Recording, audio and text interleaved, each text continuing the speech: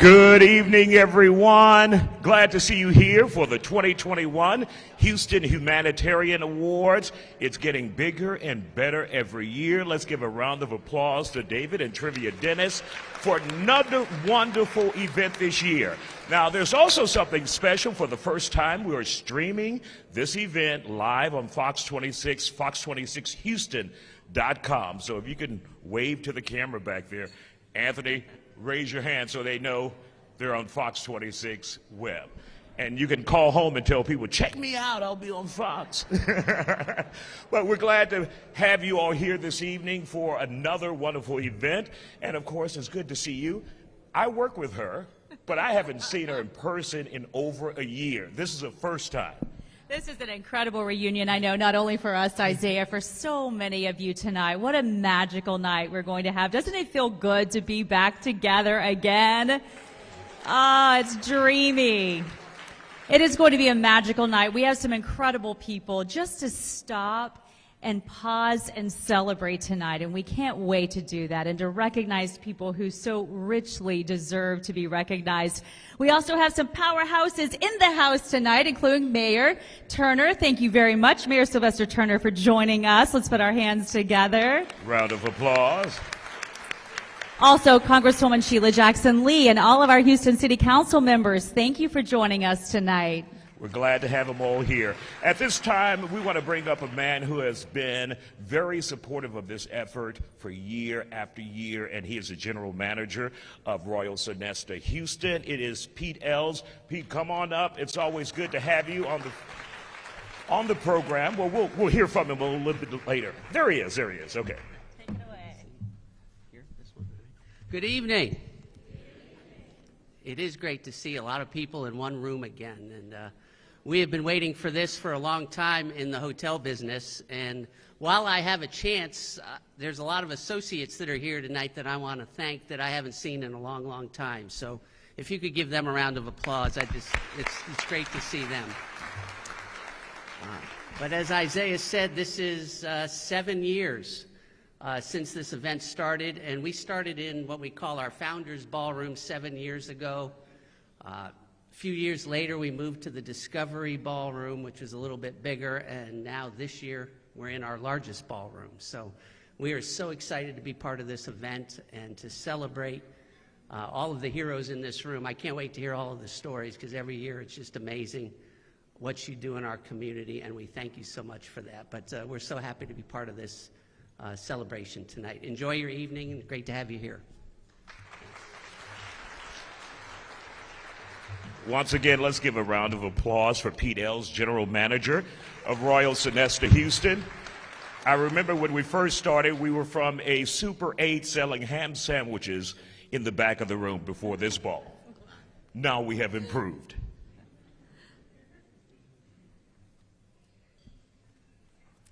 All right, now for the amazing people who made this happen, for the incredible people who took their sorrow and their pain and they decided, you know what, Houston, we're going to do something good about this, and we're going to have a day of random kind acts of Houstonians making a difference. And we're also going to have this humanitarian awards ceremony, and we're going to come together and we're going to recognize them and we're going to smile. Perhaps we'll have some tears shed as well tonight, but they will be tears of joy, hopefully, as we go throughout the evening. So please put your hands together. Let's say thank you to David and Trivia Dennis, who do so much for our community.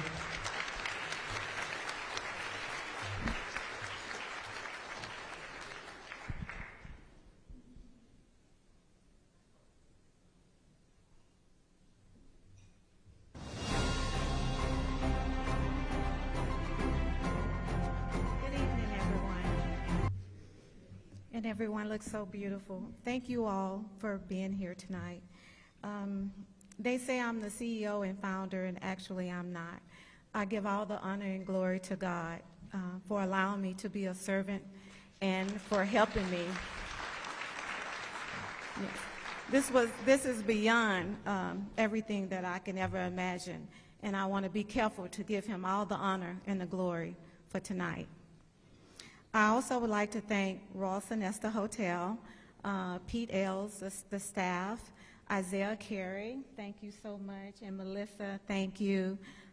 Jeff and Dee Dee Dochin, and thank you all for attending tonight.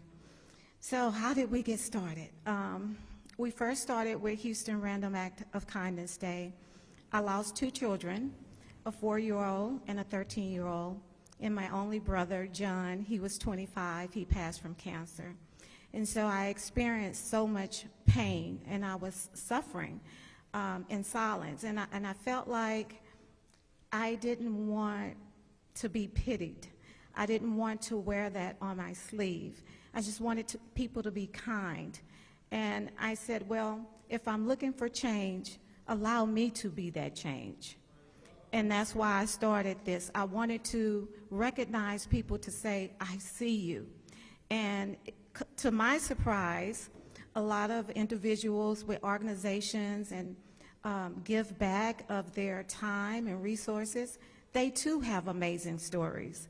And they're like, wow, thank you for this opportunity. I get to share my story. They are our heroes. And so I wrote something, and I didn't want to forget. You are that light at the end of a dark tunnel. When others are going through darkness, they can look to you for guidance, inspiration, and hope. Each one of our 2021 honorees exemplify the light at the end of a dark tunnel. That is why we're here tonight, because we see you. We see your bright light, your courageous stories, your sacrifices, your good deeds, your charity, your generosity are bright lights of hope. I have gone through that dark tunnel. We are here to cheer you on, to celebrate you, and to say thank you. And I mean that from the bottom of my heart. I want to give you your flowers. That's why you see all these beautiful red roses. They're for you, while you're alive and while you can see them. We want to say thank you.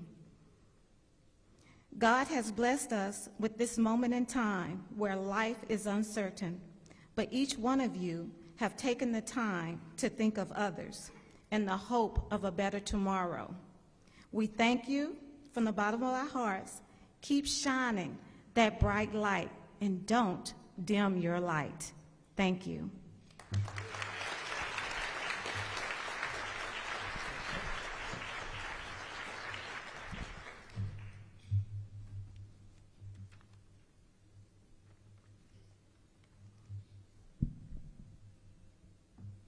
All right, you ready for some special entertainment?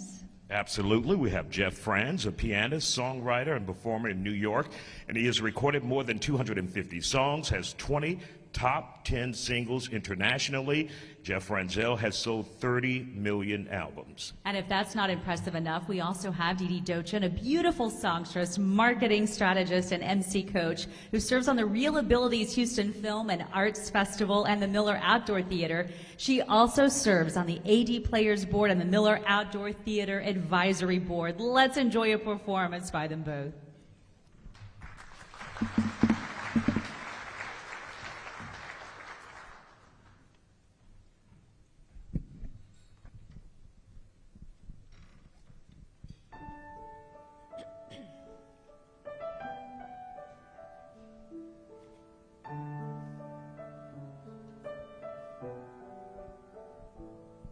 There's an attitude in Houston, a way of life that's rare. It takes no time at all to see the people really care. You can feel it everywhere.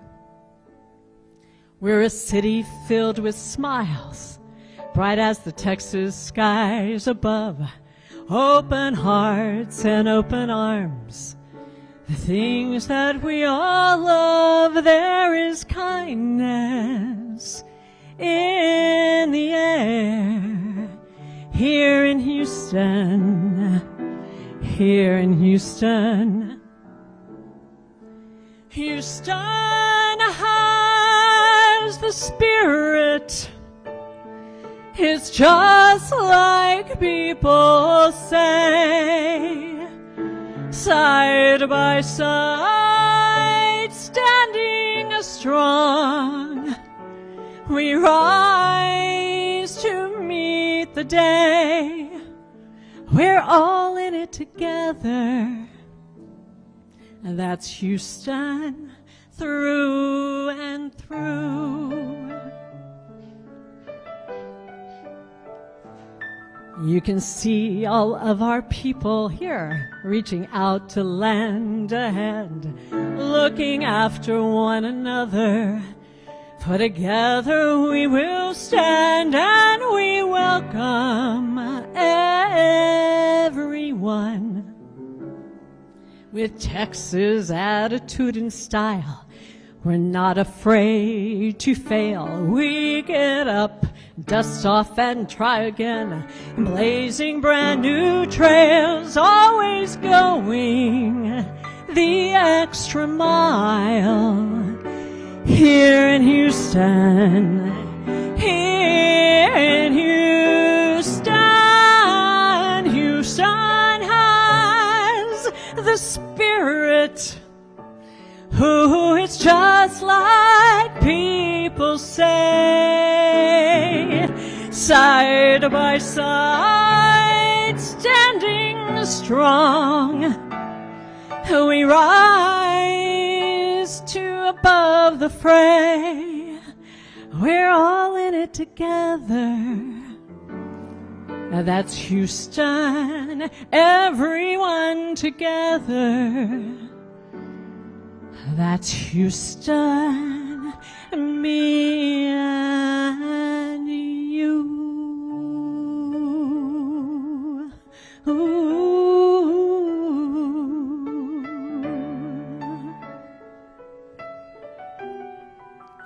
Me and you. Thank you.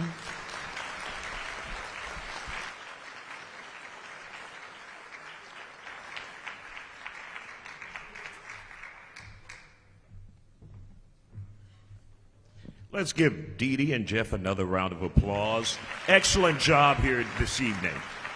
At this time, we'd like to bring up the man himself, Mayor Sylvester Turner, who will be addressing and welcoming many of the honorees here at the gala tonight.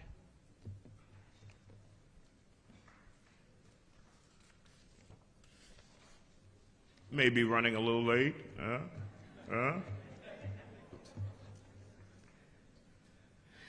Right now, we're going to show you a video of Lonnie Souza Post Oak Motor Cars, James Harris HEB Suit Mart, and Gary Dante. We will play that video now. Good evening. On behalf of Post Oak Motor Cars, we'd like to congratulate all the recipients of tonight's Humanitarian Awards. It's because of your random acts of kindness, your selflessness, and your philanthropic efforts that make our city great. As a Houstonian myself, we're very proud to call ourselves Houstonians because of you. Congratulations to all the winners tonight, and have a blessed evening. Hi, I'm James Harris, Director of Diversity and Inclusion and Supplier Diversity at HEB. No one's star shines so brightly than when they use their time, talent, and treasures toward helping others. To the recipients on tonight, your beacon of light has been noticed. So on tonight, we shine the light on you and your random acts of kindness. Congratulations to the Houston Humanitarian Awards recipients. Thank you. Hello to all the cheered recipients of the Humanitarian Award. Supermarket congratulates you on this prestigious award. We're so honored to be among such great Houstonians who make this city shine bright.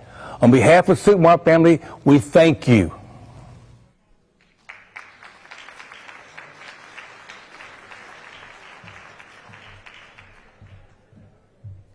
And we understand the mayor's now in the house. Mayor Turner, is that you I just saw walk in? We thought we saw him. We hear he's here. All right. Well, we'll wait for him to come on up. We'll just encourage him to make his way up as soon as he arrives. Right now, it's my honor to introduce you to Grammy Award-winning artist Regina Bell performing If I Could.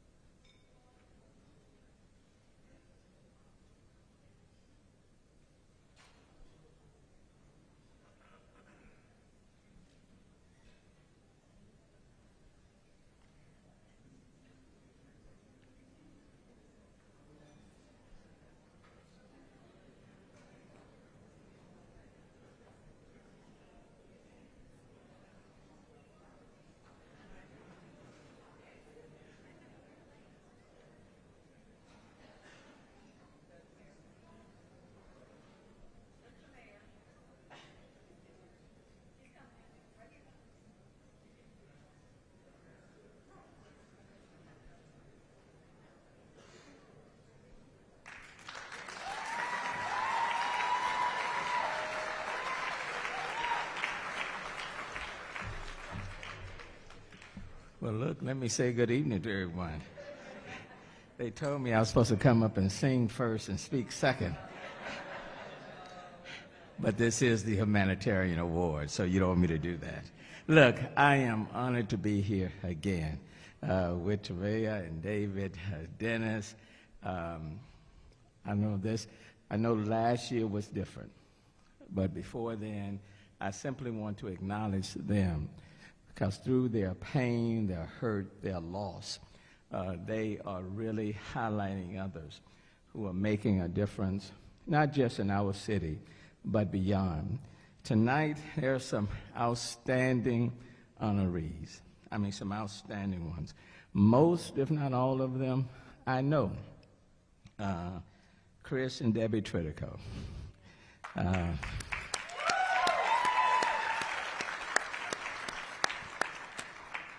Let me thank you all for the contribution that you all are making. To Janice Weaver.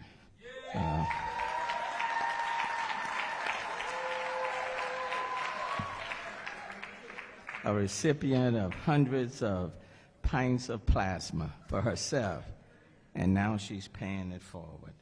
To Regine Calvert.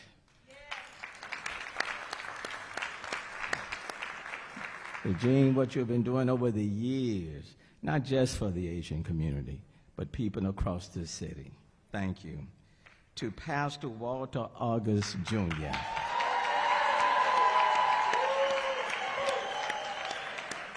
No question, Bethel Place is in the house for the contribution they are making to families, to children, making their lives better. To Jimmy Fine.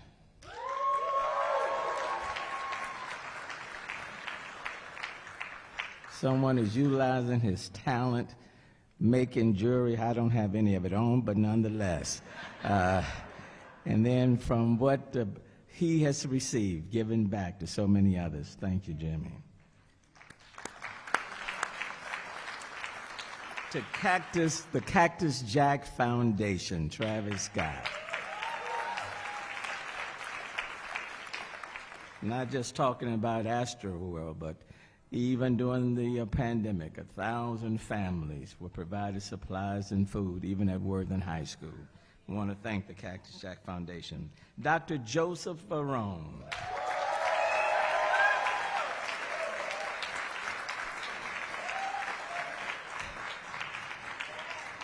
This guy in UMMC, incredible. I mean, literally, for people in underserved and under-resourced community, you have been just an angel. Thank you so very much for caring.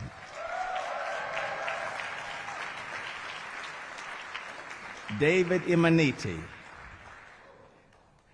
David Imaniti. Let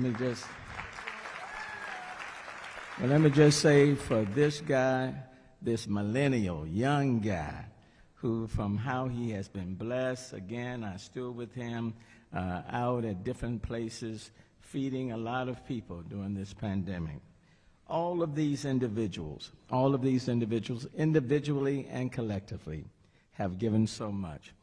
Let me close by, all of them remind me of this story. This young student graduated from high school and come from a prominent family. And his parents decided, as a graduation gift, that they would send this young student, their child, all around the world. And since he was only graduating from high school, they decided that they would send someone right along with him, an older person. And they took off and they went to this third world country.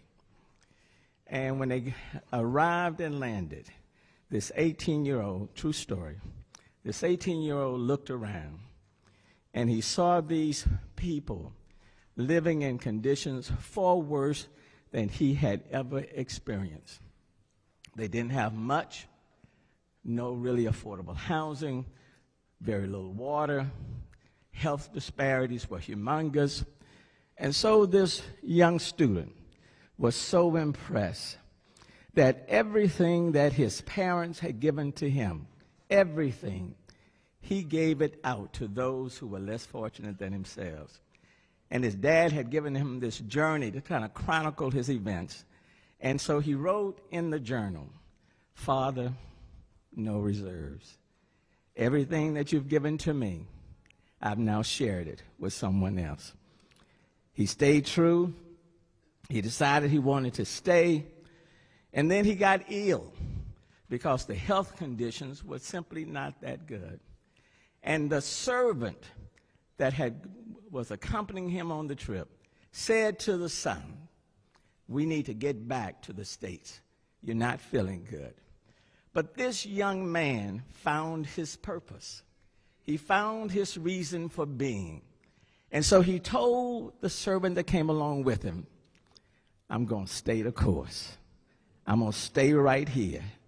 And so he picked up the dad's journal and he wrote notation number 2. "Dad, no turning back." He stayed the course, giving to others, sharing, helping out. His condition continued to deteriorate. And unfortunately, he lost his life. The servant called the parents, told them. They boarded the plane, went to this third world country, true story. And while they were getting everything together, the servant handed the dad the journal. And in the journal, instead of 2 notations, there were 3. The first notation said, "Father, when you're reading this journal, I want you to know I saw the conditions far worse than mine had ever been. And Daddy, everything you've given to me, I've shared with somebody else. Father, no reserves." And then notation number 2 said, "Father, when the road got rough, I did not turn back." Notation number 2 said, "No turning back." But it was notation number 3 that gripped the mom and the dad. For notation number 3 said, "Father, no reserves, I didn't turn back, but Father, I have no regrets." Live your life in such a way that at the end of the day, regardless of what comes your way, you can be like this 18-year-old. No reserves, no turning back, and no regrets. To the honorees, I share that story with you because that's who you are, and that's what makes this city the great city that it is. And I'm proud to be your mayor. Thank you.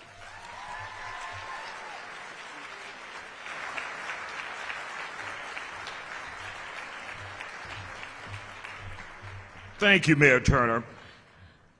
Now on to Dr. Carolyn Farb, who is recognized by the City of Houston as the First Lady of Philanthropy, Fundraiser, and Art Collector. Dr. Farb has raised more than $50 million for numerous charitable causes around this country and around the world. Dr. Farb exemplifies the essence of public service and philanthropy. We're going to play her video now, and we'll kick it off right now, her video. Dr. Carolyn Farb. Thank you, Melissa and Isiah, for your gracious introduction, and welcome to this year's Houston Humanitarian Awards ceremony. I'm honored to join in recognizing this year's honorees for their dedicated commitment to and unwavering support of helping those in need.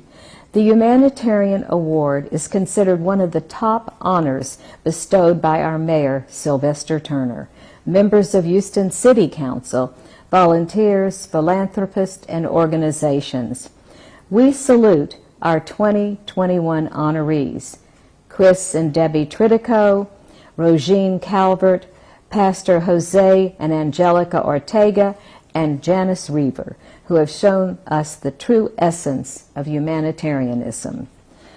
Tonight, we are not only here to honor and encourage the honorees to press on, but to encourage all in following their example, for all of us have something to give, regardless of politics, borders, income, gender, or race, possess the ability to display our humanitarianism every day in the simplest of ways. I would say we have a higher duty to do that, especially as we observe the world around us today. All too often, cold, dehumanizing, and increasingly divided. I find we often underestimate the power of a simple gesture, a wanted touch, a smile, a kind word, a listening ear, an honest compliment, or the smallest act of caring, all of which have the potential to turn a life around. Simple yet brilliant. For example, we can specifically salute those humanitarians who train therapy dogs to go to hospitals, to spend cherished and unforgettable moments with patients. Nelson Mandela once said, "A fundamental concern for others in our individual and community lives would go a long way in making the world a better place we so passionately dreamt of." For it is the simplest of acts of kindness that David and Trevia Dennis, who are the founders of the Random Act of Kindness Day Foundation, have proven again and again that kindness does matter. The physicist Marie Carey, who was the first woman to receive a Nobel Prize, once said, "One never notices what has been done, one can only see what remains to be done." For myself, and for all who give, we can testify how rewarding it is to give back, how rewarding it is to see a frown turn into a smile with a simple gesture. Being a humanitarian has many meanings, and there are many ways to help. I noted the hospital therapy dog example, but it can be something as easy as driving someone to church or to the grocery store, providing welcome company for a lonely senior, and bringing a meal to one who is hungry, perhaps reading a book to a child, providing a holiday meal to a family that is less fortunate, or even letting someone know you believe in them. I began my philanthropy as a teenager, volunteering at Texas Children's Hospital, wearing a candy-striped uniform. I wanted to do something to help both the sick children and their families. I chose to work in the snack bar, making pimento cheese sandwiches, which received rave reviews and brought a smile to the families of the patients. This was my first step to realize I could do something and easily give back, and found that whatever small task you do, including making sandwiches at the snack bar, was giving back. I encourage all to find their journey, to see the many needs around, and discover their personal random acts of kindness that are possible to give even in your own backyard, which is the basis of humanitarianism. In closing, I want to share one of my favorite quotes with you. My grandfather's friend, the entertainer Danny Thomas, who performed at his hotel in Las Vegas, once said, "Success in life has nothing to do with what you gain in life or accomplish for yourself. It's what you do for others." Our honorees this evening have chosen the higher path of doing and giving back to change lives and add a significant measure of dignity, joy, empowerment to others that might not and probably did not know personally. Join me in giving our honorees a big round of applause for all they continue to do. They are the glue that binds us and elevates the collective community while quietly exemplifying what it is to be a good human being with compassion and respect for all people. I thank you.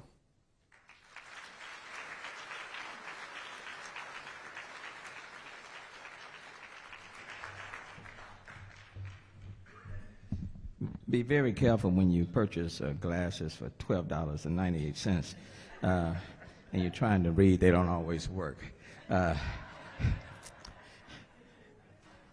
Two others that I have to highlight: Pastor Jose and Angelica Ortega, the National Christian Churches.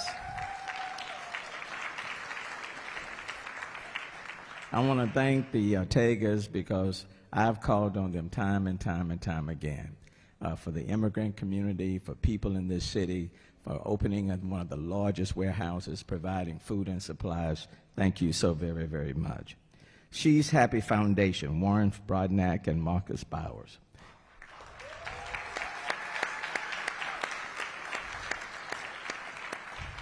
with $800, a duffel bag, and a briefcase. They have come, utilized their talents, taken that $800, turned it into $80 million, and they are sharing so much with so many other people with She's Happy Hair. Please give it up to them as well.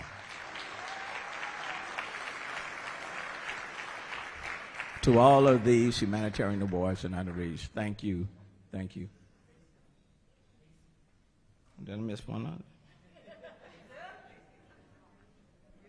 Macy, did I miss one? Which one did? Oh, the Florence Ivory Dennis Herrera Hart Humanitarian Award, Macy Savoy. You know, with everything that they have done and continue to do, our city is so much better, so much more enriched. So thank you for your contribution to the city. And then, of course, to the National Humanitarian Award, Stephen Jackson.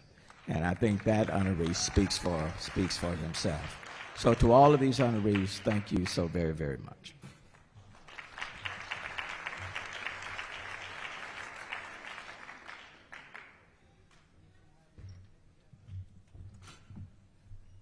At this time, we'd like to bring up Congresswoman Sheila Jackson Lee, who has arrived. If you can give her a round of applause, come on down.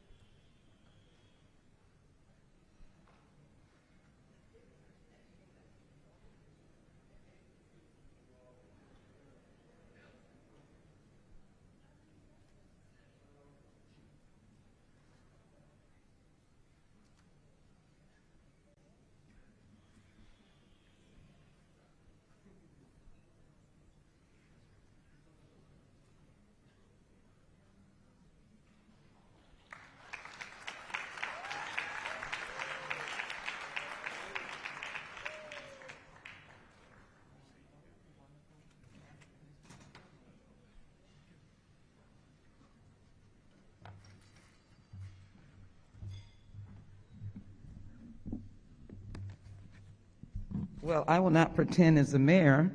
I'll have no glasses, and you'll see the difficulty that I will have. But you know what? You are a sight for sore eyes. We have been apart so long. I just simply want to be out of order and have you give yourselves an applause, because we are back together.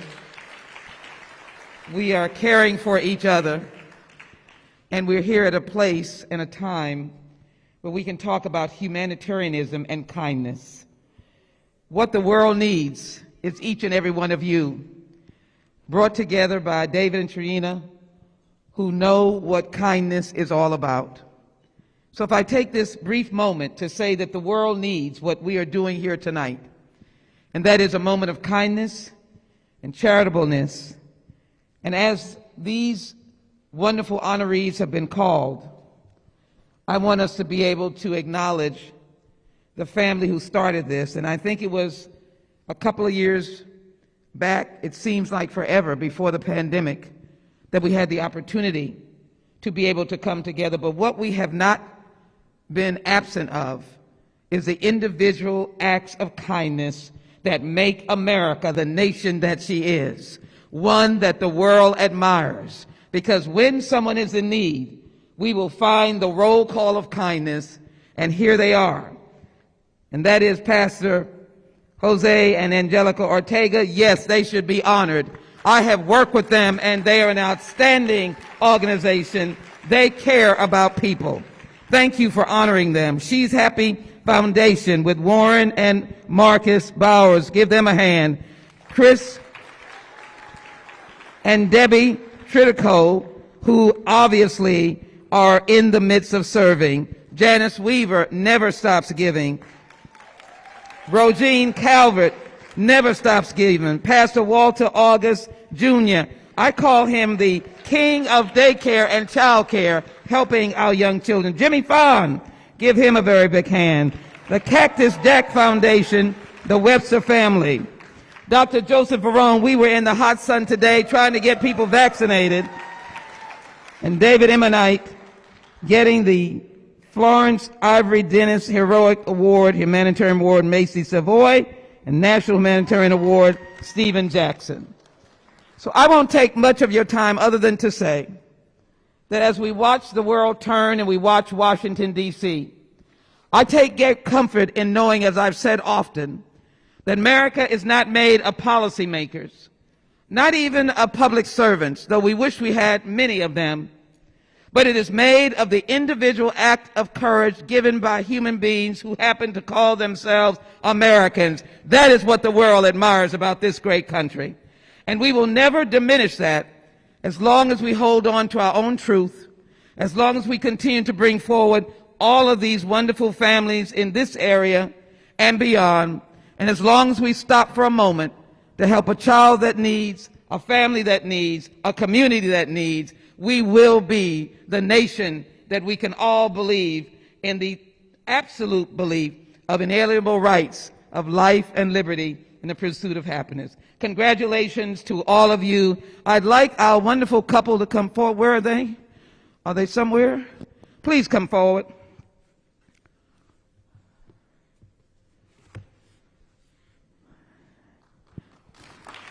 It's so good to see you again. It's so good to see you again. I'm so honored. Let me say that there are special moments that we who are in the United States Capitol can do. Many of you saw some challenges that we faced, but our democracy still stands, and I am always pleased to be able to have flown down from the United States Capitol a flag that has been hoisted over the United States Capitol by the United States Capitol Police to honor this heroic couple, to say to them, they are our American shero and hero because they started this out of love and they continue it out of love. It's my pleasure to present to you a flag of the United States of America and a certificate that will acknowledge that this flag was flown for both of you. May I?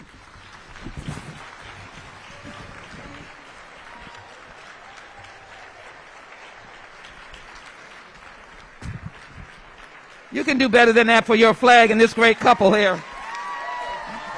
Won't he do it?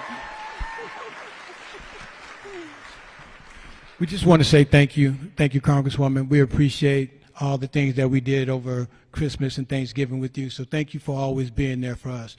The most important thing, when we talk about our leaders and we talk about the Congresswoman and we talk about our mayor, they are always here. They are always accessible. And you can't go to any city in the world, in this country, and find someone that is accessible as those two. So we actually pay tribute to you because we appreciate your leadership, and we thank you for everything that you do.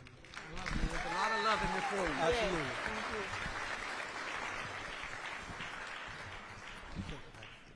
God bless all of you, and God bless the United States of America.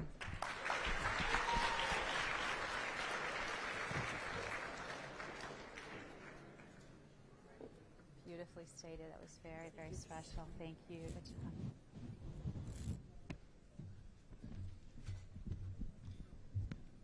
What a beautiful presentation. Thank you, Congresswoman. We know how busy you are, and you always take time for important events like this, and I know it means a lot to each and every one of us tonight. All right, without further ado, let's put our hands together for Grammy Award-winning artist Regina Bell here with If I Could.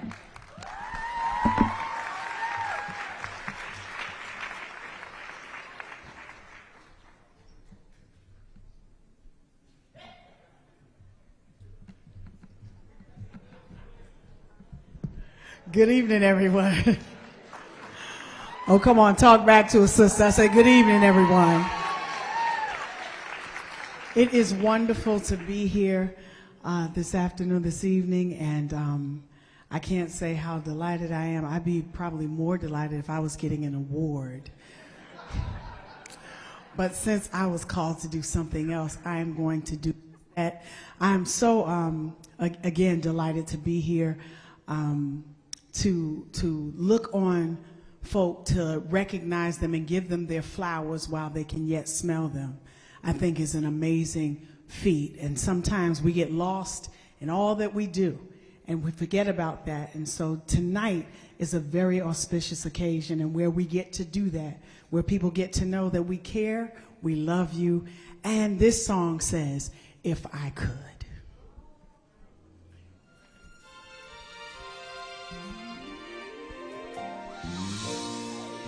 If I could, I'd protect you from the sadness in your eyes,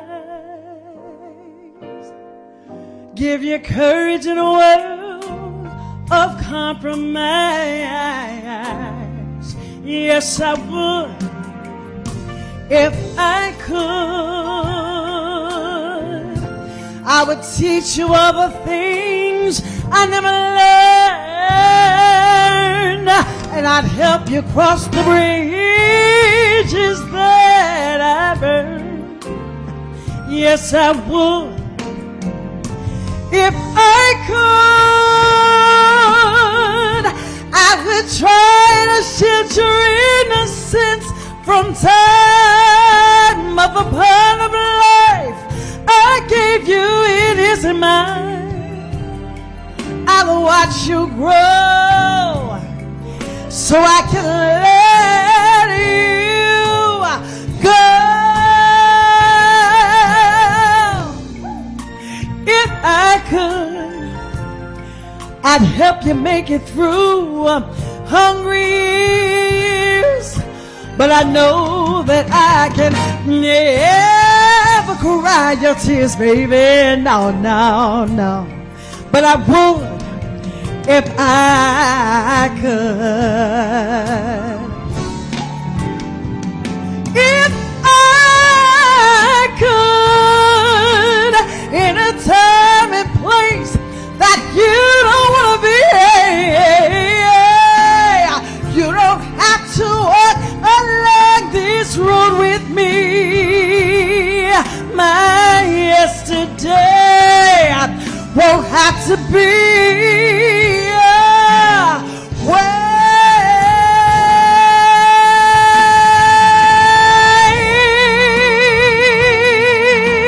if I knew I try to change the world I brought you to. Now there isn't much more, not much more than I can do. Oh, but I would.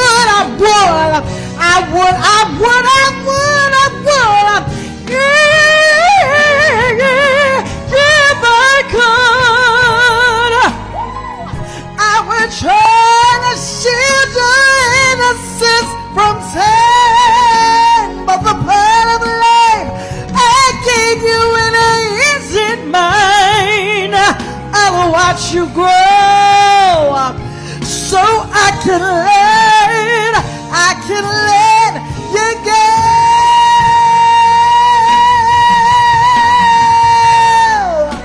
If I could, I'd help you make it through hungry years, but I know that I can never cry your tears.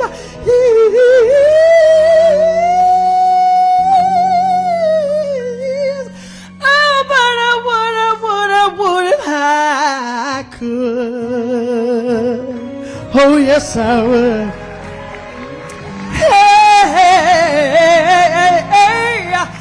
If I could.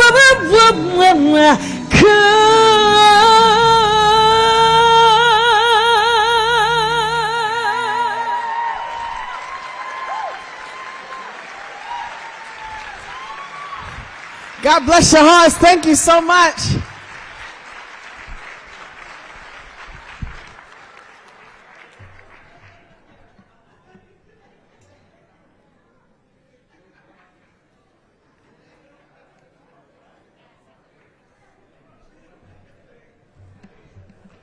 Doesn't get any better than that. Another round of applause.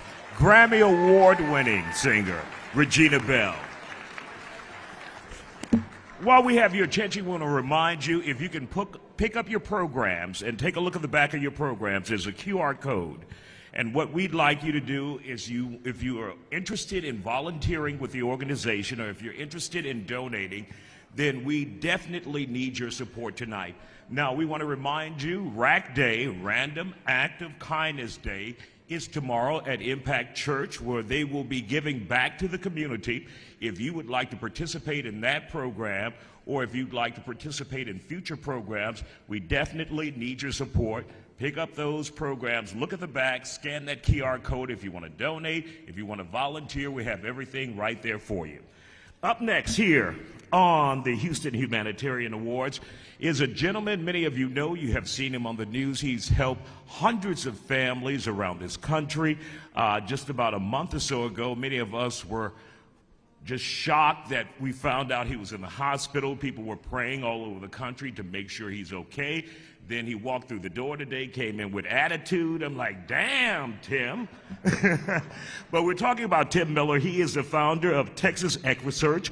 Mr. Miller started EquiSearch back in August 2000 to provide volunteer horse-mounted search for lost and missing persons. The team's purpose is dedicated to Mr. Miller's daughter, Laura Miller. Now, Tim and his team have been involved in 1,860 searches in 42 states in the USA, Aruba, Sri Lanka, Mexico, Jamaica, Dominican Republic, Nicaragua, resulting in returning of over 400 missing people to their homes and to their families safely, many of which would have been deceased without Tim and his team intervening. Let's give it up for Tim Miller, EquiSearch.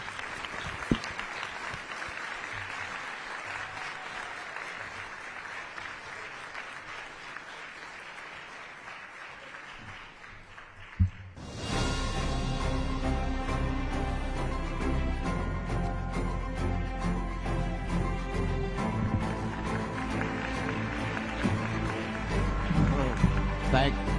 Whoa.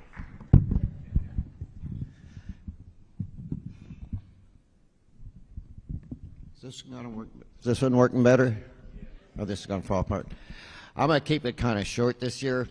You know, we got so many heroes in this room right now, and everybody's a celebrity in here. And you know, once in a while we see a celebrity out there and we want to go up and say something to them, but we're really nervous about doing that.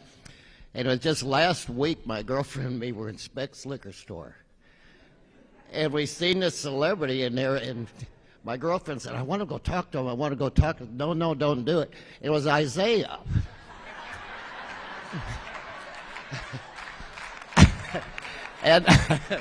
and the reason I'm bringing this up is because last year, Isiah said, keep it short because Speck's closes at 9 o'clock.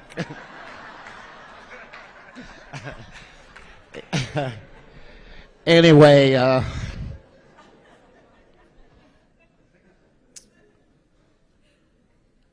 don't know what to talk about because so many things have touched my heart tonight. And I may get a little choked up, but that's okay. If I could, that song, Change the World. You know, the words in the song. I know some of the very worst times in my life. My daughter disappeared, and 17 months later, her body was found. The feeling of being so alone, and I couldn't share this with so many friends and stuff. They didn't want to hear all my sad stories, but the people that did support me, and I didn't know what to do with that loss. Until a family called me. We don't know why God puts certain people in our life, but I'll never forget this family that called me and says, we don't want to bring up something bad for you, but our daughter's missing, can you help? And I went over there and I helped to make a flyer, and we got the flyer out. 2 days later, we got her back safely. And it was like, maybe I can do something. Maybe I can. And I think it was God putting that family into my life to make my life different. Then that's when I started EquiSearch for all these families of missing loved ones right here in Houston, Texas. And like I said, we've been in 42 states, 11 different countries.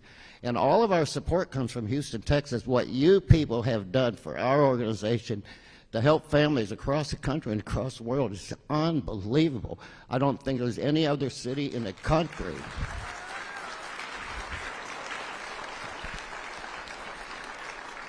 And you know, many times at the end of the day, and I think we all feel this out there, that, man, we put so much effort in this today, but we didn't succeed in what we wanted to succeed. And I think at times we start getting depressed. Is it worth it? Can we go on But when we come in rooms like this and we see all these people, and I'm sure every one of y'all felt that way one time or another. You know, at times maybe we set our goals a little bit too high. Yes, we want to change the world, and at the end of the day, we didn't meet our goal. Maybe we set them too high. Maybe it starts to change just one person at a time, because like these started in one little room over there, and then it moved to a bigger room, and now moved to the bigger room. You know what? We are making a difference. We are trying to change the world in some terrible, terrible times we're living in. And I am going to keep it short. You're going to make the liquor store tonight. But you know, yeah, we are in troubled times. I'm seeing it with the searches we get in, the violence and the suicides and stuff. And it's easy to get down and depressed. But because of you people that keep us going and the hopes that's out there. And I know one of the things that my preacher says, and he said it many, many times, he said, people, yes, the world is changing, but guess what? The Bible stays the same. And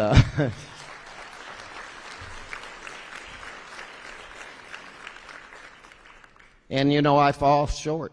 I fall short. Every morning when I wake up, I say, God, I don't know what your plans are for me today. I know I'm going to fall short, but I'll do the best I can do.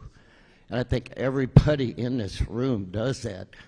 And I am overwhelmed myself just to be a part of what we have in this room.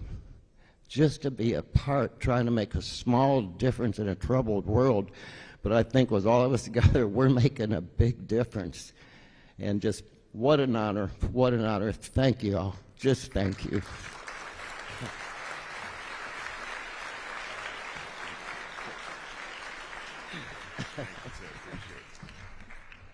Thank you, Tim. You're such a blessing to our community, and we're so glad to see you up and doing well. What a beautiful blessing. It's time to start our awards ceremony now, and we are thrilled to be able to bring and introduce our honorees tonight because we know their hearts are so beautiful and always in the right place. So we're talking about recognizing them for their philanthropy, for all that they do to volunteer right here in our community, for the action to make the city of Houston a better place for all of us to live. The Houston Humanitarian Award is considered one of the top honors that you can get in this fine city, bestowed by selected Houston City Council members as well as participating sponsors and also by past honorees. So now we're going to introduce to you our very first honoree tonight. All right, and let's give a round of applause to Pastor Jose and Angelica Ortega. Pastor Ortega and Mrs. Ortega founded the National Association of Christian Churches, known for providing disaster relief services right here in Houston and around the country. The group, known as NAC, provided shelter for migrant girls. The site was only intended for temporary measures but housed 450 young girls. NAC has provided portable showers and meals to thousands of homeless and displaced families. Let's give them a round of applause and welcome them to the stage.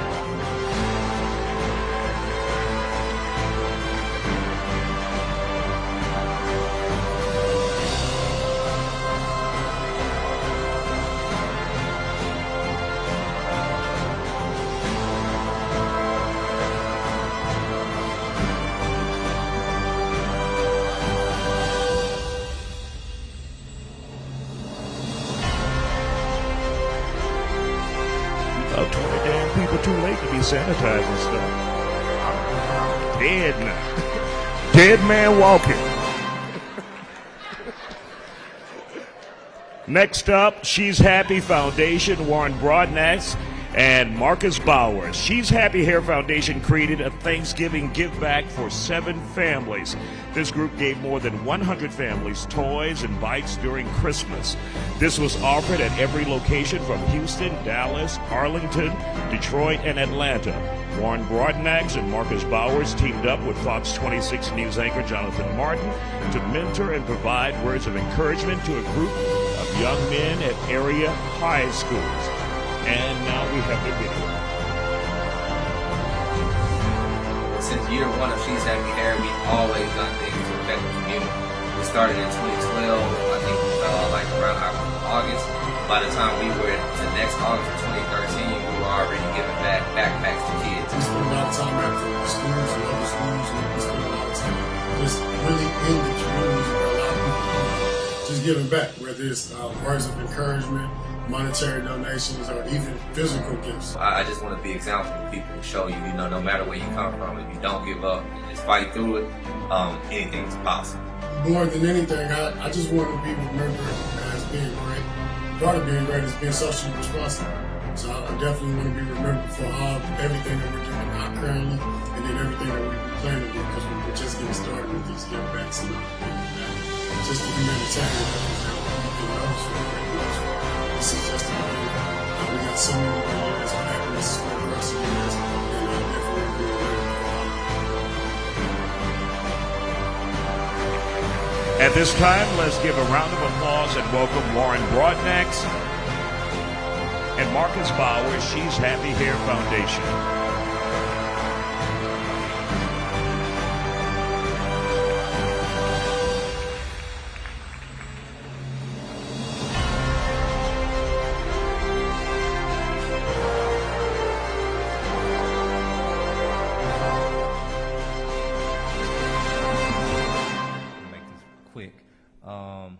First of all, it's great to see everybody. Like, it's like cold. Everybody looks good.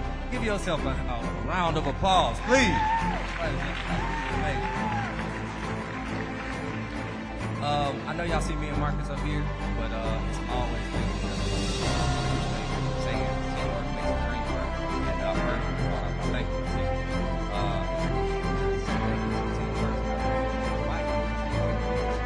Absolutely great today. The rest of my team right there did things.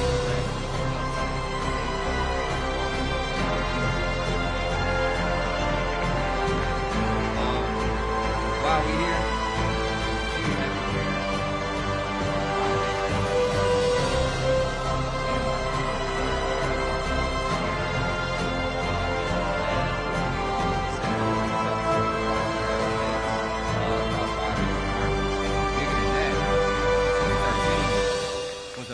we weren't even in business 1 year, we already started here.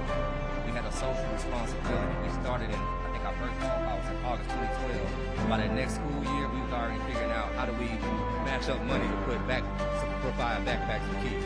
We've been doing that for 7 years. We've been doing 6 years, and free haircuts for kids on that Sunday before the first day of school. We've been doing 7 years, having a Santa Claus at our schools so that single mothers can bring their kids to our schools, not only provide for kids, they also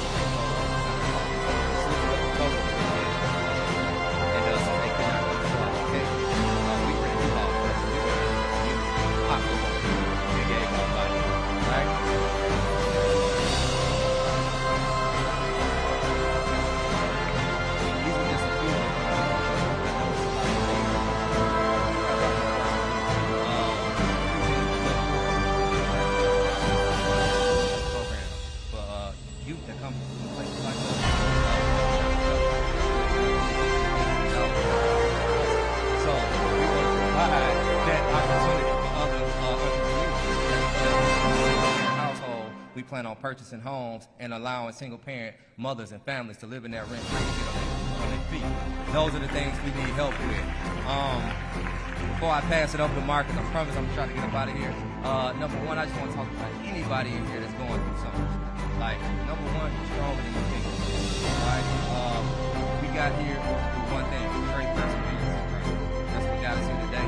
back to people who look like us to support us. Number two, not like what you see in the world. Please get changed. Please get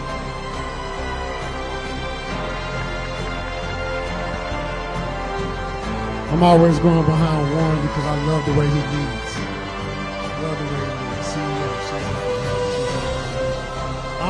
just as he said, I'm just excited to be here for the people that care, just like me. I see a lot of familiar faces in here. Some of y'all out there this week, we've been agreeing with. I can't wait to do more things.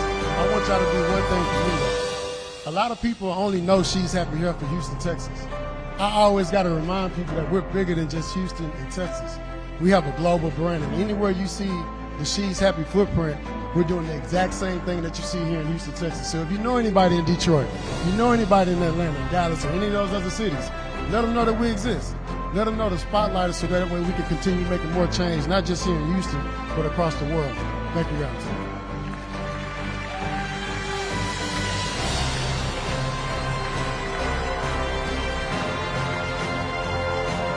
Thank you and congratulations.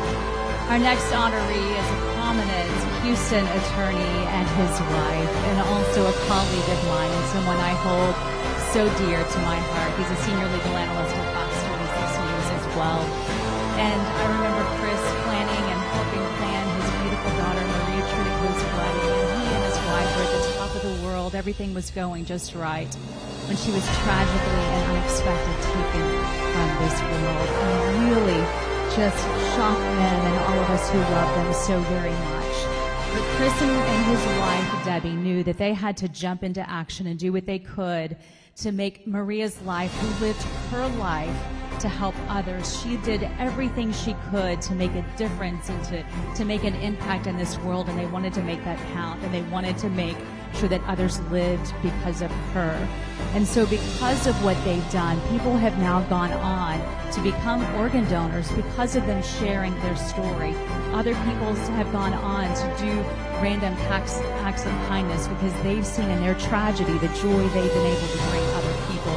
And Chris is well known to make a difference in people's lives who can't afford legal assistance. He wants to make sure that they can get the help that he feels they deserve, and often is known for giving pro bono service to them. Hope you enjoy this video.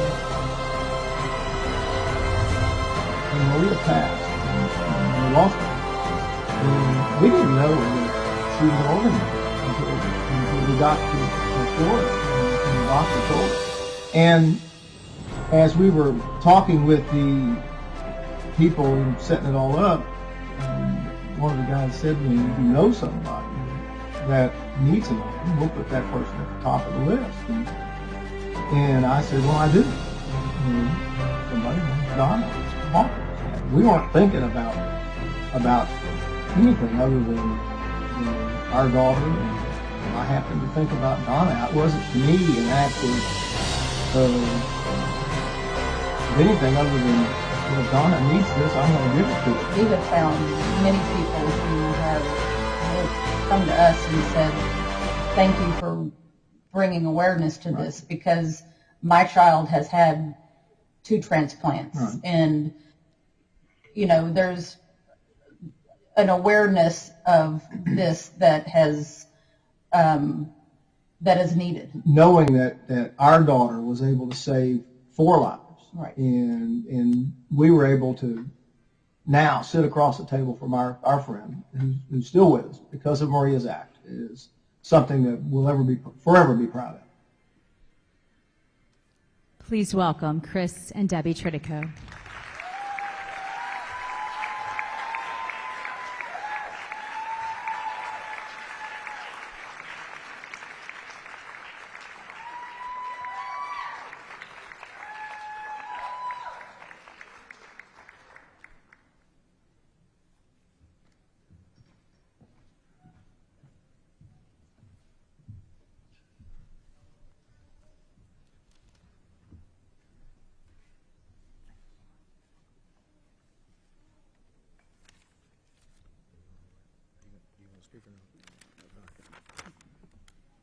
The debate is whether Debbie was going to speak or not, and she has chosen no.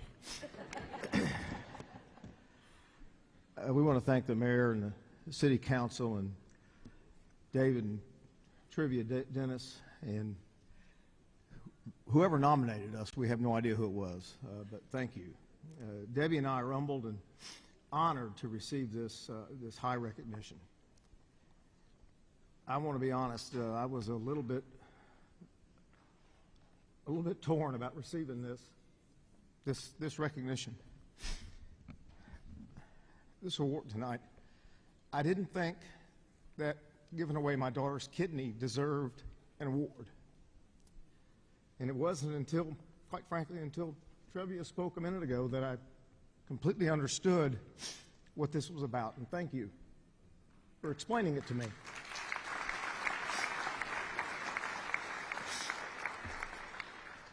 When Debbie and I set out to raise our kids, we had just a few simple premises in mind. We wanted our kids not to see color. We wanted them to understand that money is not the end of the world. And we wanted them to see that helping people is the most important thing above the power and the money and the things that you can achieve in life. Our daughter Maria saw that and set out every day of her life to do just that. She earned 2 bachelor degrees from Texas State University. It's unfortunate she didn't go to Sam Houston State University, the best university in Texas, but she earned 2 bachelor degrees, and then she went to the Art Institute of Chicago and earned her master's degree in art therapy. And from there, she set out on a course to change the world. She treated prisoners, went to prisons and treated prisoners because her father said that behind the crime there's a human being, and you can uncover that, and you can find that person, and you can help them. And so she went to the Cook County Jail, and she treated people incarcerated because she wanted to help those people. She treated young girls who were stuck in sex trafficking because she wanted to help them get out of sex trafficking. She created a 501c3, and she and her partners went to Haiti and taught young girls who were forced into prostitution how to create their own businesses so they could get out of prostitution. I said, when she told me she was going to do that, I said, let me just give you some money and send it over there. I don't want you to go to Haiti. And she said, Dad, I'm going to Haiti. You can give me the money, but I'm going to Haiti. She treated Alzheimer's patients because she thought she could bring them back and bring some life to them so they could see their families again. She treated veterans with PTSD because it helped them get past their PTSD. This young 32-year-old woman set out on a course to change the world. The 16-year-old gang member who murdered her is the type of person that Maria would have helped. She would have helped him find a pathway out of the gang and would have changed his life had he not shot her and killed her. All of us who are parents, when our children start dating, you lay awake at night hoping you don't get the call. Well, trust me, you don't want the call because it changes your life. It came as no surprise to Debbie and I when we got to the hospital that day in December, which was Debbie's 60th birthday, the day Maria got murdered, that we found that Maria was an organ donor because that was the way Maria was. So committed to changing the world that when Maria bought her coffee in the morning, she wouldn't take the plastic top because it was bad for the environment. When we found she was an organ donor, as I said in the video, the man told us that if we knew someone who needed an organ, if we told them who it was, they would put her at the top of the list. And my friend Donna, who was a prosecutor here in Harris County, who I had cases against, and her husband Bill, who I tried cases against, and you never wanted to try cases against Bill, had sent out a Facebook post that she was in dire need of a kidney just a few months earlier. And I had reposted it. And so I remembered that. And I said, I do know Donna Hawkins. I didn't think anything about it at all. It's just what you do. Your friend needs a kidney. I am now in a position to help someone. That's how I was raised. That's how I raised my children. I didn't think anything about it. In the week we were there waiting to find if, when they matched organs, the only bright moment was when Bill called and said it was a perfect match and that Donna was going to live.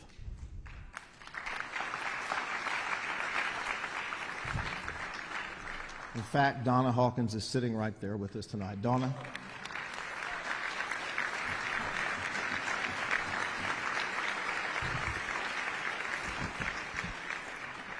Our beautiful daughter saved 4 lives. Debbie and I are proud and honored to receive this award, but we receive it on behalf of our beautiful daughter. She's the hero. We want to announce tonight, in front of this room full of potential donors, that we have created a charity in the name of our beautiful daughter, the Maria Tritico Project. It's going to be the place where compassion and humanity meet. We're going to fund things that were important to our daughter. We're going to help young girls get out of sex trafficking. We're going to help people with PTSD.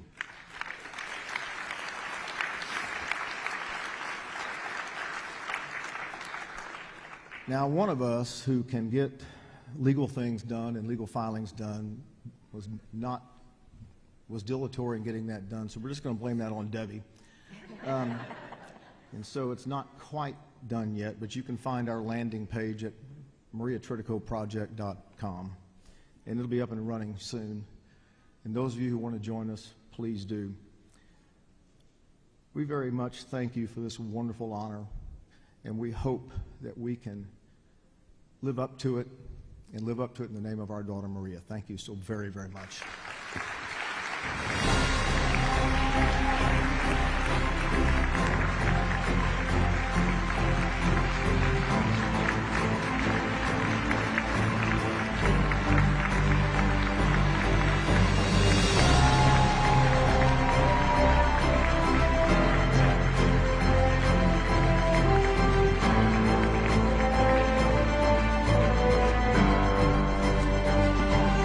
Next up, Janice Weaver.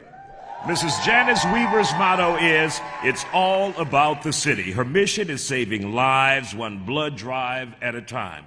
Her nonprofit has hosted 8 blood drives in partnership with Gulf Coast Regional Blood, TWEF, and Methodist Hospital, saving hundreds of lives in the city and in the region. Janice also serves as a chaplain for Crisis Chaplaincy of Texas, the Houston Police Citizens Academy, and the Houston Police Department organization. Let's roll the video. I've always grown up wanting to give back, but in 2013, I had a red blood disease called TTP.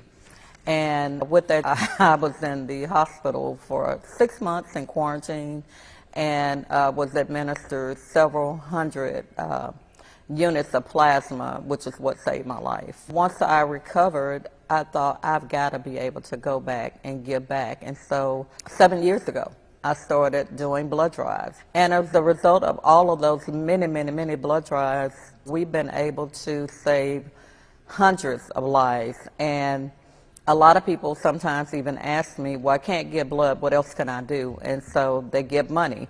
And so as a result of that, I had to begin finding a way to, give that money back. And so I started a scholarship program in December, and to date we've done 8 scholarships for deserving high school and mostly underserved high school students. Give it up for Janice Weaver.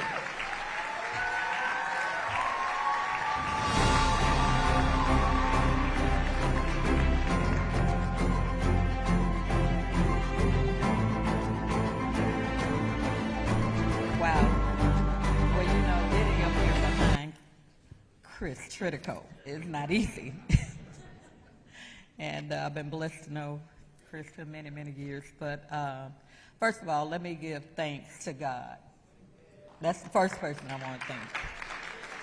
and then to the Dennises, two amazing individuals working together for humanitarian efforts. We've worked all over the city, love them to death. They just, they work. And then to the many recipients, Angelica and Regine, and so many of you, Pastor August, that I have worked with here in the city. And let me say this, guys. When I woke up September the 9th, 2013, and I was getting ready to go to work, and I called my daughter, and I said, oh, something's wrong. And I said, you need to get over here right now. And I looked in the mirror, and I thought, oh, Lord, not the stroke thing. And because I thought I was having a stroke. And my daughter, Honoree, rushed me to the hospital in like 2 minutes. And got there, and thank God, Dr. Barone, for a doctor who cared, because the emergency room doctor said, no, this is not a stroke. And long story short, isolation, plasma, and Willowbrook Methodist Hospital telling me, don't worry about the blood, we got you. And as a result of that, I thought afterwards, and there's two people I really have to thank, Congresswoman Sheila Jackson Lee, who was on a plane that morning, and at the time, State Representative Sylvester Turner. Let me tell you, these two people loved on me, and they made sure that they took care of me. And y'all know the Congresswoman was calling the hospital saying, y'all better make sure things are going like they're supposed to go. And then she's calling our now Mayor Turner saying, let's make sure we get this done right. And we did. And so here I am now. And as of date, we said 8 scholarships, I believe it was. We now have done 10 scholarships. We officially kicked off the Janice Weaver Blood Drive Tour. Regina Bell goes on tour to sing. I go on tour to give blood, is what I do. And so on yesterday, we partnered with Houston Community College, and Donnell, he's here. They opened their door, and we had a wonderful time. 70 people attempted, and 42 actually gave. And that means that we saved over 140 lives. To this date, we have saved 945 lives by individuals like you giving blood. And where's my team? My coordinator, Rebecca, I've got to give you a shout out. It's a public domain, so I want to say hello to you. My daughter, Honoree, my daughter, Jocelyn. Y'all stand up. I want the people to see who y'all are. Linda Brown, thank you so much for being with me. Again, just young people working for a common cause, and that is to save lives. So I implore you, if there is something that you can do to help somebody, do that, no matter what it is. If it's an organ donor, if it's a blood donor, whatever kind of donor it is, do something. And I got to say, my sister just told me, standing back here on stage, Mayor, she's going to do a medical report with me on TV. How about that? So I want to thank her for that. I've been wanting this so much. Ernest Walker, KTSU, they're my radio partner. Mr. Crockett, he's my partner as well. So many people want to do it. And make sure, get your phones out. I want you to type this in.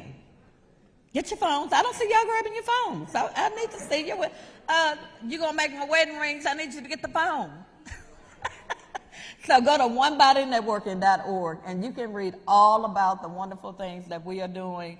And I just got to say, with the support of a great mayor in this city, he has not missed not one blood drive. He has been there for each and every one. And so, Mayor Turner, you know I love you, brother, like a brother, and I appreciate that. And then lastly, I'm saving the best for last.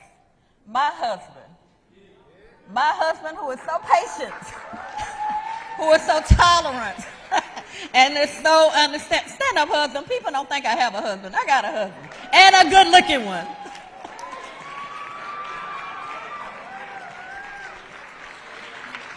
And my grandchildren are here. And lastly, my college graduate. Where did you go, son? He wanted me to give him a shout out. Come on up here, baby. No, you come up here. He said, Mimi, make sure you shout me out. So my grandson, who just recently graduated from Russ College, we want to say thank you to him. And he has given blood each time as well. So thank you very much for this. Good night.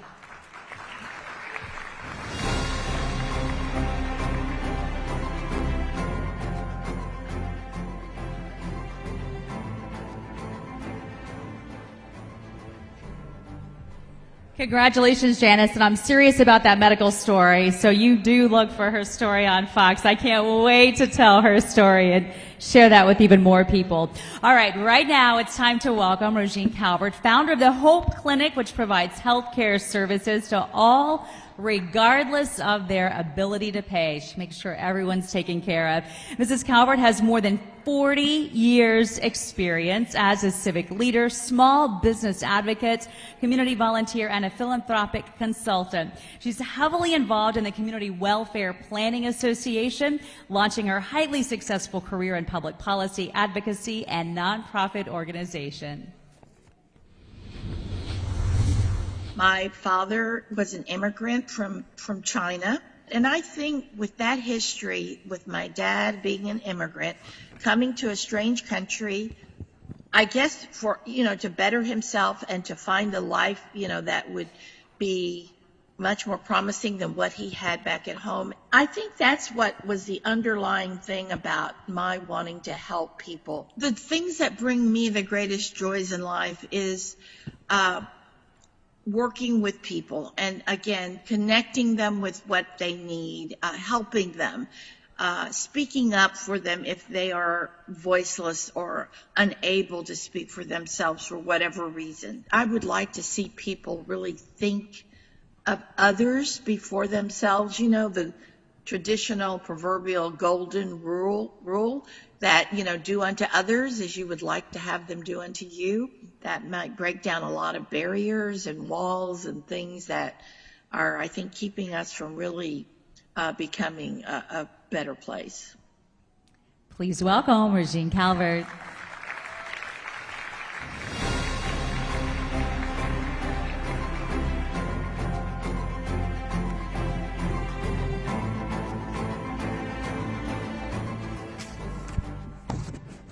Good evening, everyone.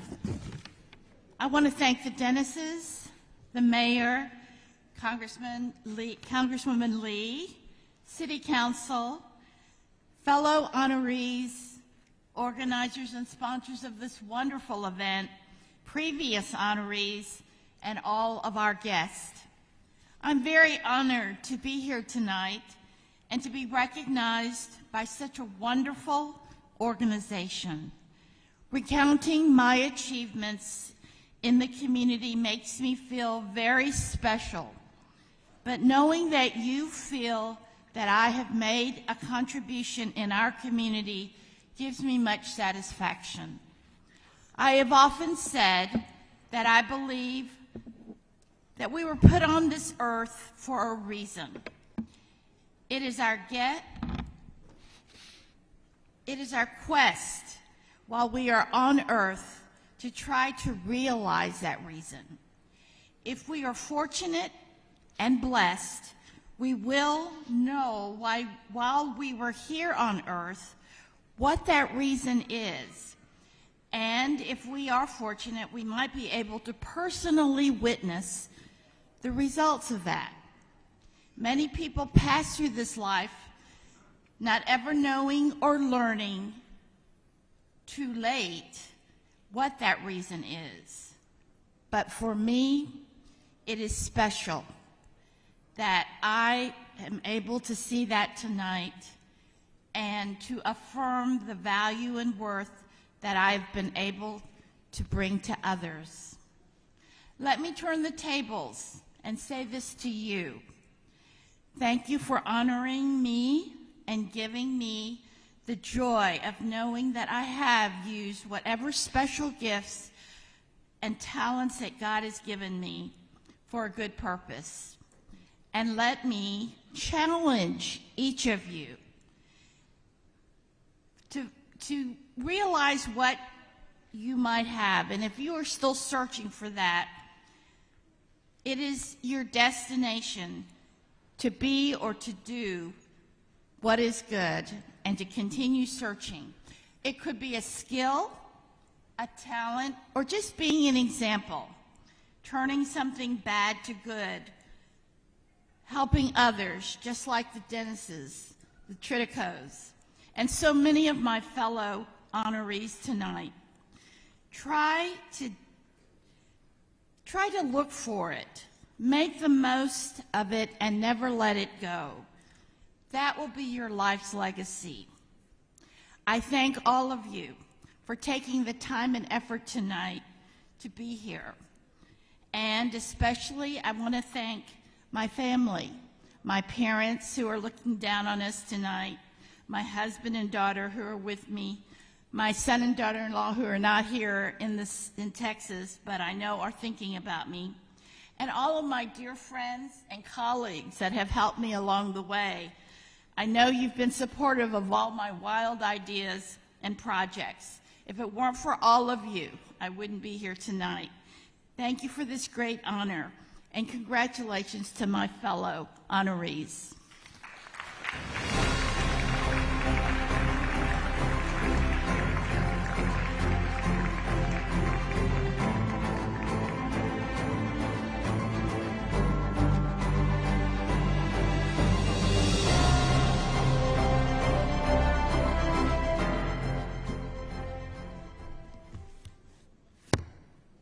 I think Melissa and I neglected to give speakers a time limit. Not that there's anything wrong, Chris and Rogine. We're here for you. But 2 to 3 minutes. And it has nothing to do with 9 o'clock and specs, which takes 7 minutes to get to from here. Right, Pastor? It's about getting to the church in the morning. Look at God. Won't he do it? Our next honoree is Pastor Walter August. Heavenly Hands was established to help aid the homeless and less fortunate population in our community. Bethel's Church has a food pantry and clothing store available to anyone in need who may need help. Bethel's family delivered 53-feet trailers of toiletries and food to Lake Charles for Hurricane Laura relief. Bethel's family furnished dozens of various schools, churches, and small businesses with office furniture. Pastor August has an open-door policy for members and non-members who can contact him anytime at his office or by phone, and he believes in being brief. Pastor Walter August. We're on the front line to serve people, whether it's with food or clothing, or whether it's with social help, deal with mentoring or counseling, and even our ministry does not stay within the boundaries of Houston. We have over 13,000 members, and one of the things we do, we don't just come here to just worship, we come here to serve. My mom did not get a chance to go to school, so she never learned how to read and write proficiently. And so she had 9 kids. She had a tough life. It was hard for her. I went to school wearing used clothes that somebody else had wore 2 or 3 years prior. We were raised in a collective community where people took care of one another. So serving and sharing is something that's in the fiber of our DNA from day one. Every life matters in the world, regardless of their ethnicity, regardless of their heritage, their financial, economic status. We only have one family in the world, and that's the human family.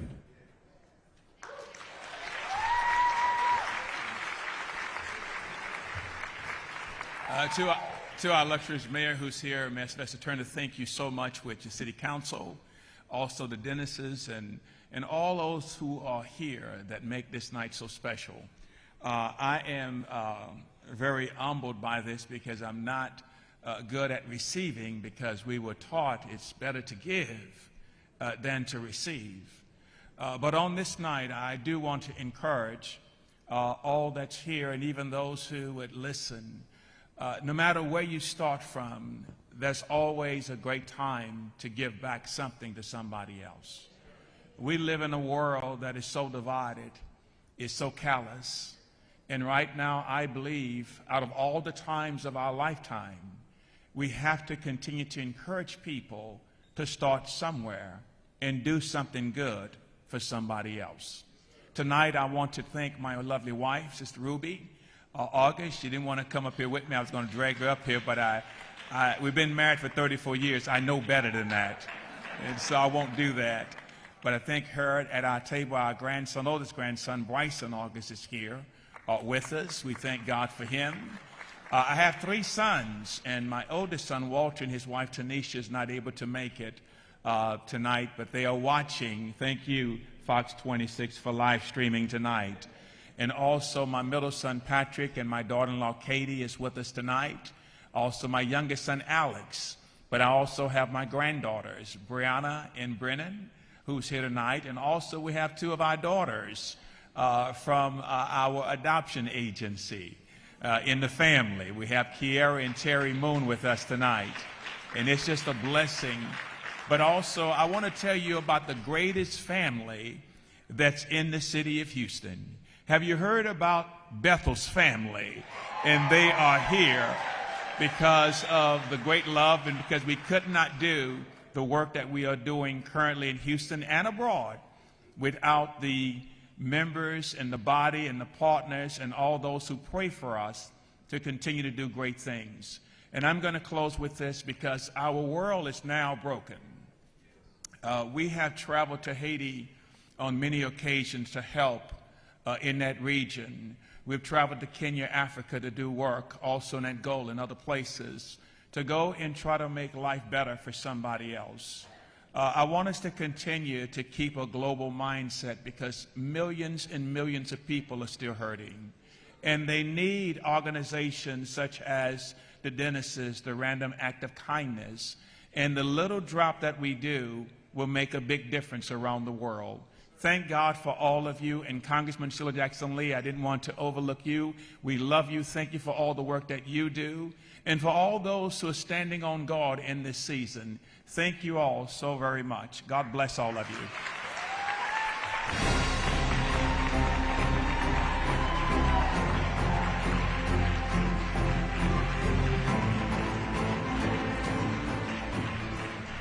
All right, here we go. Jimmy Fan, a.k.a. Jimmy Boy.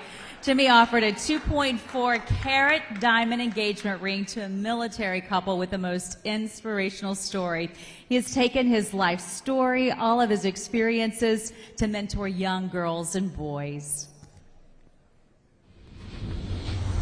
Everything I do has been just the fact of me being fortunate to be where I am in my life and to just have another chance for my life because, at an early age, I chose, a different route in life. And so being able to, the way I look at it, be given a second chance, I wanted to be able to always give back to my community, give hope to, kids.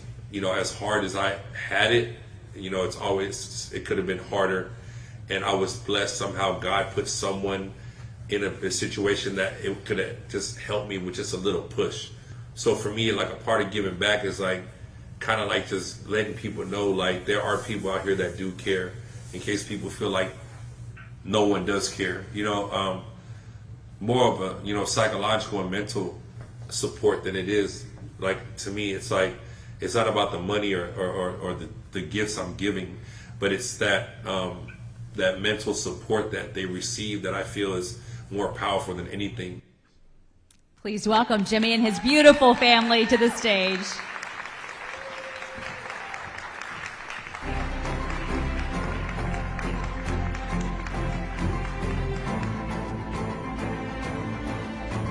How y'all doing today?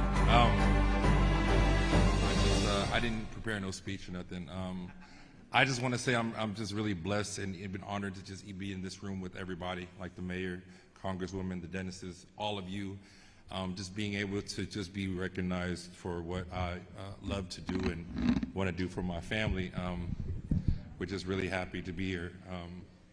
This is my daughter, Savannah, Jimmy, Jackson. The reason why I brought them up here is because they're the reason why I even started changing my life and doing what I felt was right. And, with our Live to Help Foundation and everything else, we plan to do so much more. And we just want to thank you. And I thank my family and my team back there, my sister, Without a strong foundation, you won't get where you need. So I'm not going to take too much time. I thank you once again, everybody. This is like I can't even say a dream come true. This is unbelievable. Even when I had the phone call, I still feel like it's surreal. But thank you again. God bless you all. And with God, you can do anything.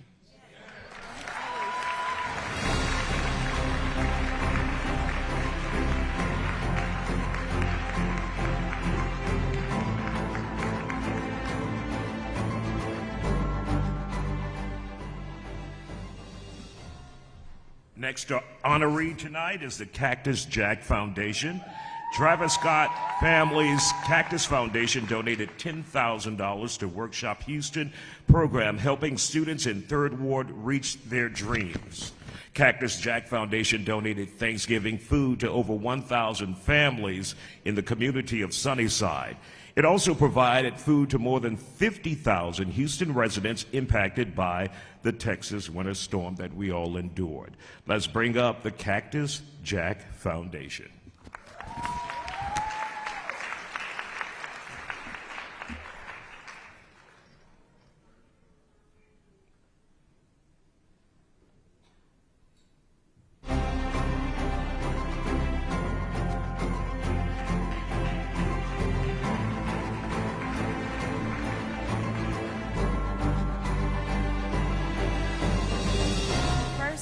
Thank God, because without his grace and his favor, we would be nothing, and none of this would be possible. I think I can speak for my family and I when I say that we love this city, and we are so proud to be from this city. You know, we were born here, we grew up here, and we thrive here. So to come back and help the communities that built us and made us is such a blessing. The Cactus Jack Foundation's mission is to empower and enrich the lives in our community and provide access to education and creative resources to ensure long-term success. This past year, we've been able to provide opportunities for the next generation. And with the launch and initiation of the Wayman Webster Scholarship and partnering with Parsons School of Design, we've been able to help so many youths.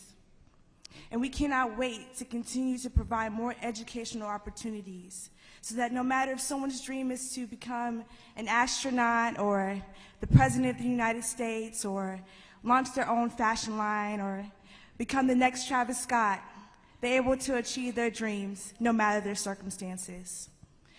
I just also want to thank all the volunteers that came to the drives that we hosted this year for showing up and putting in the work. I also want to thank the Mayor's Office and Mayor Sylvester Turner for working with us and helping us see a lot of the drives through. So I just want to humbly accept this award on behalf of my family, and we can't wait to get back to work. Thank you.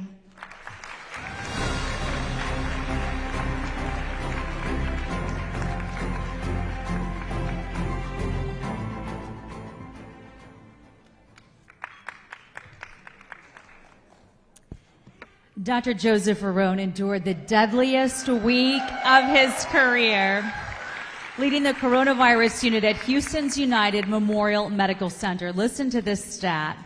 Dr. Verone worked 366 consecutive days amid the pandemic combating the coronavirus. In a photo that went viral, he was seen actually hugging and comforting his patients in ICU on Thanksgiving Day. When I first realized that COVID was coming to the States was probably January of last year. So what I did, we created an alliance that tried to understand how could we best treat COVID. And we came up with a variety of protocols that very rapidly showed us that we could treat this illness.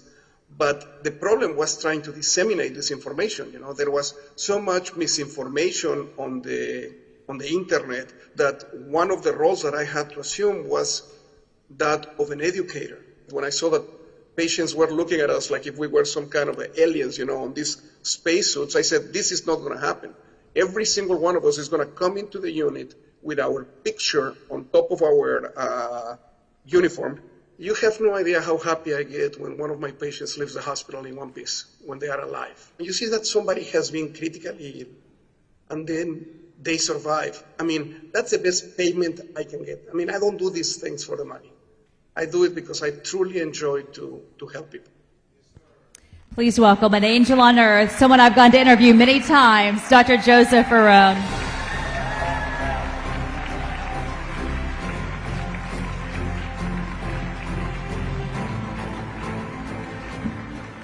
Wow. It's actually real. Now, the reason why I say it's actually real is because when I first got an email telling me that I had won an award, I said, great, another scam. That's what I thought. And then, the same day I get a phone call from Dooney Hebron, and she says, Joe, you won the award. I said, what award? What are you talking about? But this is very important to me. This is very important to me because it represents a lot of work. Yes, at some point in time, actually, I ended up working 435 continuous days. Continuous days, not a single day off. I mean, that's, more than when I was an intern. Now, my family told me, Dad, and my wife said the same, Joe, just go up there, say thank you, and get down.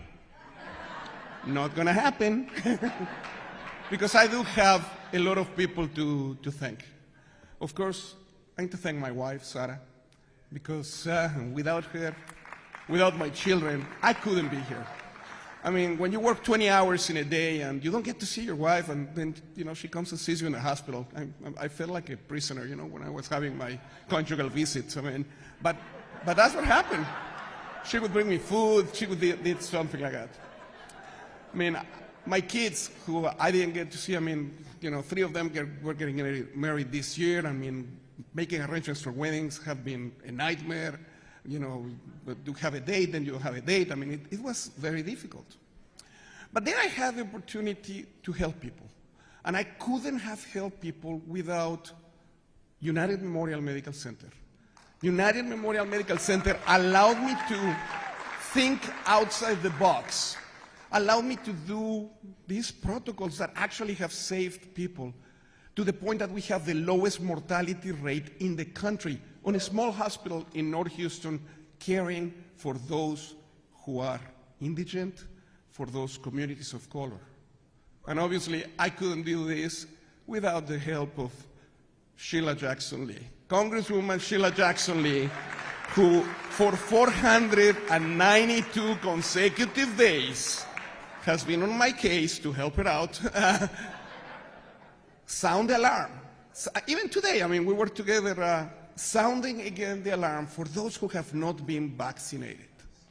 The mayor, who has been very kind to me in many instances, he has even trusted me with his own friends' care because he has seen what we have done. But more importantly, I want to thank Houston, the city of Houston, for allowing me to continue to practice with you guys and hope to save many more lives in the future. Thank you.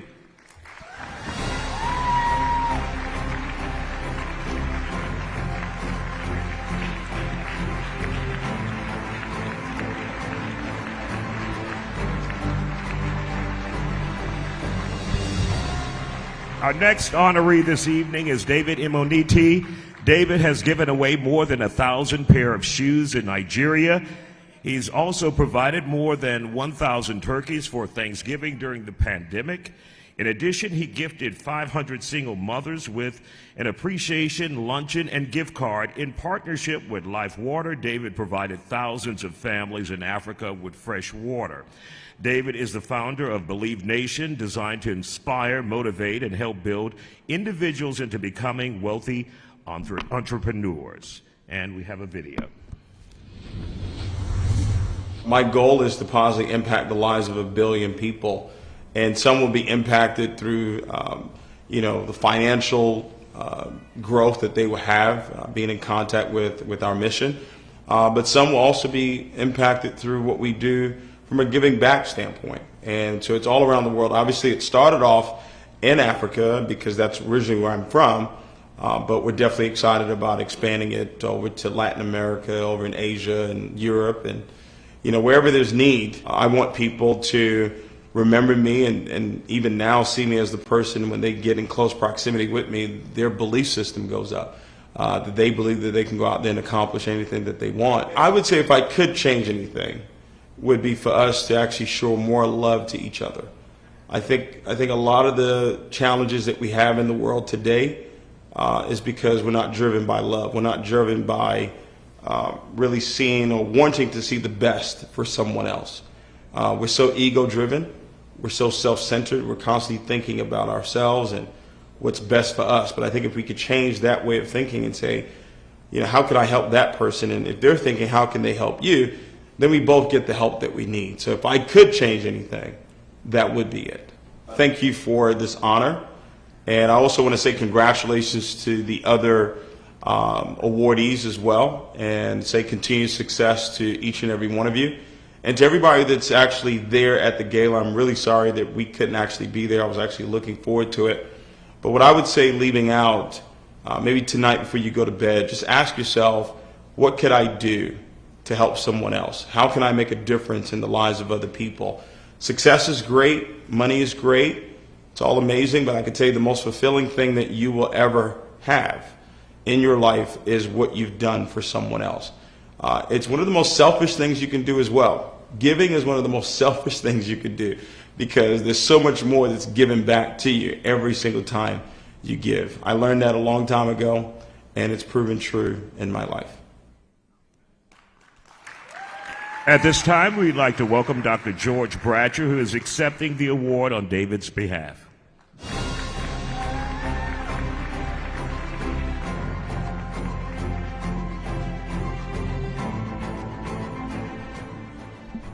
On behalf of Mr. Humanitarian, we're so honored to be here tonight. He is actually in Orlando, Florida, hosting one of his conferences. That same conference convened here in December, and we raised over $1 million for the I Believe Foundation so that we can be a blessing to this community as well as communities around the world. Thank you so much to the Dennises for this honor, the mayor, congresswoman, and all of the city council members, and all of these esteemed guests that are here tonight. We're so honored. In the words of David Humanitarian, we do not give to be seen, but we definitely need to be seen given. Thank you so much.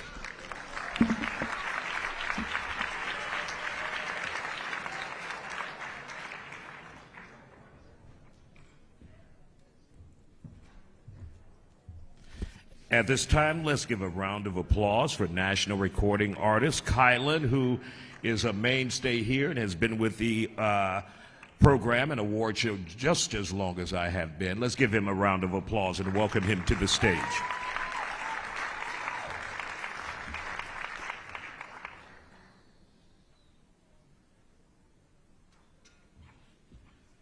Come on, we can do so much better than that. What a wonderful, how many of you all have enjoyed tonight? Come on, let's give all these wonderful honorees a round of applause. I'm so glad to be here with you all tonight. This is, I think, as many years as this has been going on, I've been privileged to be a part of it. And this song that I'm about to sing is a song that I wrote almost 30 years ago when I was 2. And it deals with the attributes of love. And simply put, love is an emotion. That's the symbol of devotion. Love's not a momentary thing that you share, but it is something that you need to experience. And it goes like this.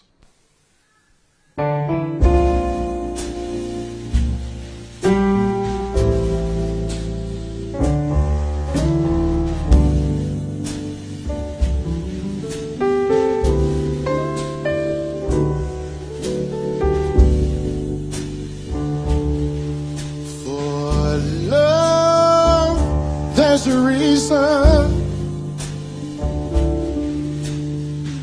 Love, there are seasons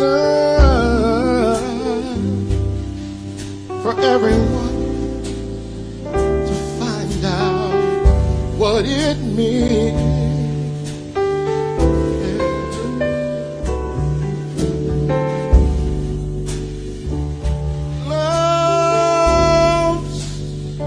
emotion, yeah.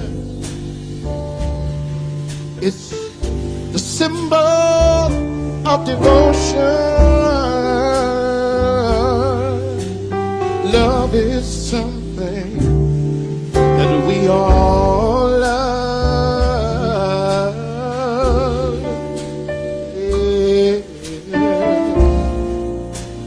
What we need is love. Love always.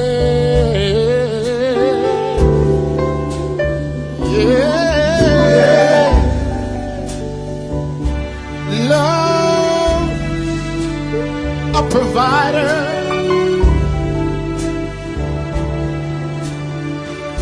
Love's not a liar, no. It'll lift you up when you fall down. Listen,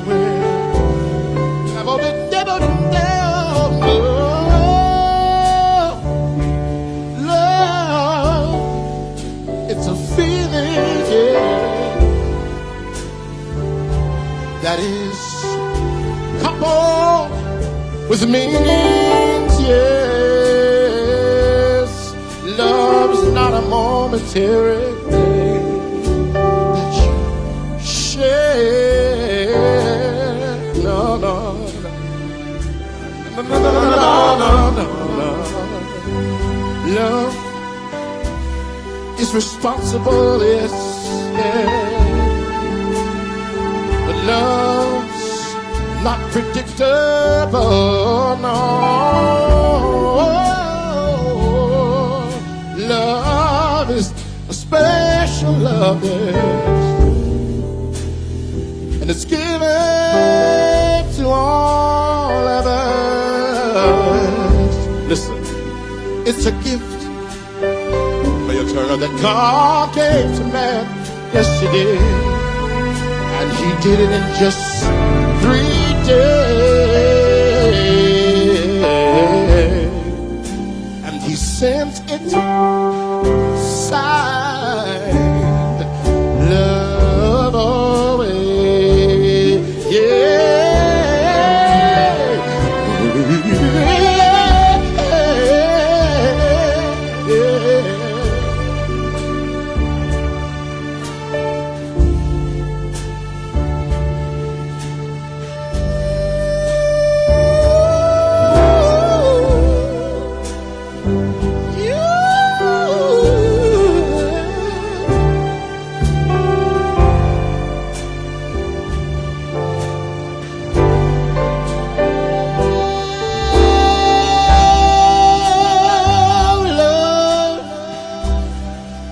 Commitment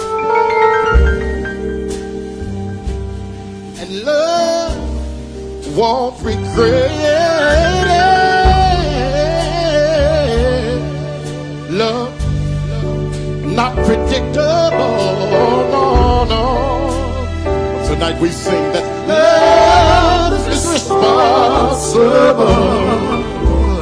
And in case tonight you didn't know, the truth is God, He is real love, yeah.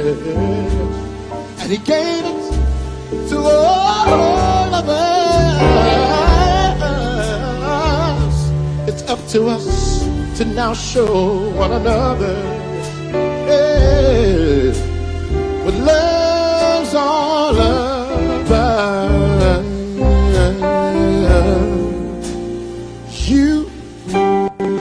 You and I must love always.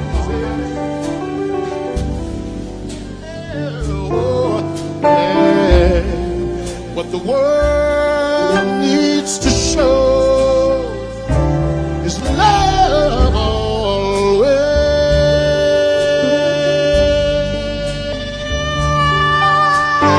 As we need love always.